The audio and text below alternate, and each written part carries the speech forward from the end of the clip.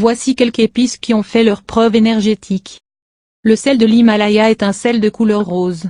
Il s'agit du sel le plus efficace et le plus puissant pour la protection. Très simple d'utilisation, il suffit de placer un peu de sel aux quatre coins de votre habitation ainsi qu'aux ouvertures principales. Vous pouvez également en mettre aux quatre coins de la pièce à vivre et de la chambre. Basilic. Grand pouvoir de purification et de protection. Attire la chance et la prospérité. Armoise. Protège et éloigne les mauvais esprits. Favorise la voyance. Sachet de 25 g ou 50 g. À partir de 1 € aiguille d'épicéa. S'utilise pour la purification. À partir de 1,80 € anis étoilé en morceaux. Contre les énergies négatives et les invités d'une maison. Favorise la clairvoyance. À partir de 1,70 € bois de cèdre. À partir de 1,90 € camomille. Déclenche les gains d'argent. Apporte chance et bonheur. Crée une ambiance propice à la méditation. Cannelle. Éloigner les vibrations négatives. Favorise la voyance et la créativité. À partir de 1,20 € citronnelle. Herbe calmante qui stimule l'optimisme. Protège et aide à harmoniser un lieu. À partir de 1,20 € écorce de chêne. Protège et fortifie. Sachet de 25 g ou 50 g. 1,80 € églantier avec pépins. Amplifie les actions magiques et les envoûtements. Sachet de 50 g. 1,80 € églantier avec pépins. Amplifie les actions magiques et les envoûtements. Sachet de 50 g. À partir de 1,70 € sauge de fumigation. Pour purifier les lieux, les objets ou les personnes. Sachet de 25 g ou de 50 g. À partir de 8,90 € sauge blanche de fumigation. Idéal pour la purification. Sachet de 25 g ou de 50 g. 11,90 € 13 purificatrice de foin d'odeur à partir de 6,50 € bois sacré Palo Santo. Pour purifier et contre les mauvaises énergies. 7,50 € ange gardien Métatron. Métatron est l'archange du cœur angélique des séraphins. Leur action est purificatrice, vivifiante et illuminatrice. Elfe du bonheur. Cet elfe vous aidera à trouver harmonie et complicité dans votre relation amoureuse pour qu'elle s'épanouisse pleinement. Ce pendentif est monté sur un cordon noir. Lorsqu'on allume une bougie, si elle donne une flamme brillante et haute, cela signifie que l'endroit est idéal pour faire un rituel. Si elle a du mal à faire une flamme, il est préférable de faire un rituel de purification des lieux. Si elle tourne dans le sens des aiguilles d'une montre, ça signifie que les forces supérieures sont avec vous.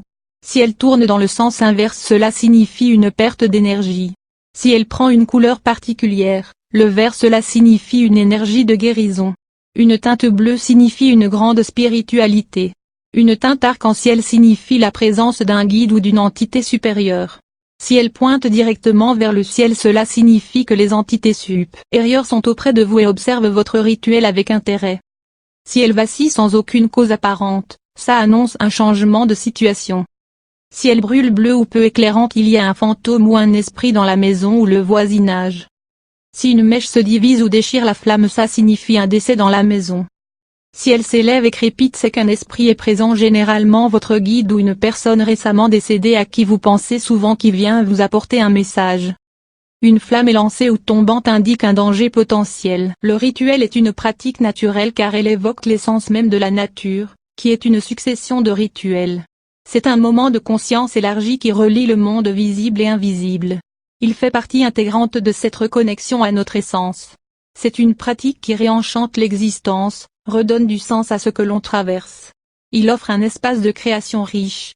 Il permet à notre petite voix intérieure de s'exprimer sous différentes formes, paroles, dessins, danse, chants, contes, oracles, marches, silence, méditation. Ici, je parle de la pratique de rituels pour toi et non en groupe. À plusieurs, il y a d'autres éléments à prendre en compte que je ne développe pas ici. Créer un espace de rituel quand on est seul, c'est ouvrir un espace-temps pour soi. C'est prendre un moment pour se relier et prendre soin.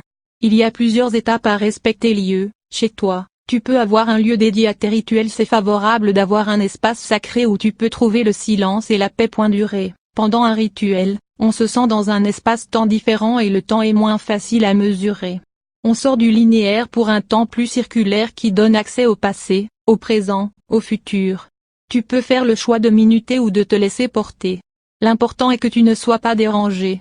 Autel, il peut être situé contre un mur devant lequel tu te poses confortablement ou créé dans un cercle au sol matérialisé par un morceau de tissu que tu aimes et autour duquel tu peux te mouvoir. Sur cet autel pose des objets qui ont un sens sacré pour toi et qui t'accompagnent une intention. Il est essentiel que tu formules une intention avec une phrase ou avec un mot avant de démarrer le rituel car cela pose une direction. L'intention est la flèche que tu lances vers ton objectif. Prends donc le temps nécessaire pour visualiser ce que tu aimerais transformer, réenchanter, expérimenter. Je précise qu'elle doit être formulée de manière positive, pas de négation, je ne voudrais plus ça dans ma vie. Préfère, par exemple, j'aimerais développer cette qualité dans ma vie. Plus l'intention sera claire, plus le rituel agira en profondeur. L'ouverture et la fermeture sont deux composantes essentielles du rituel car elles marquent le passage entre la vie profane, quotidien, et l'espace sacré. Prends un temps méditatif.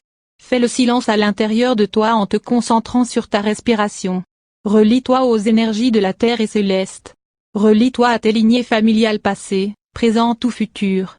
Relie-toi à des guides lumineux qui t'inspirent dans l'invisible, déesse, Dieu, Saint Pachamama, ange.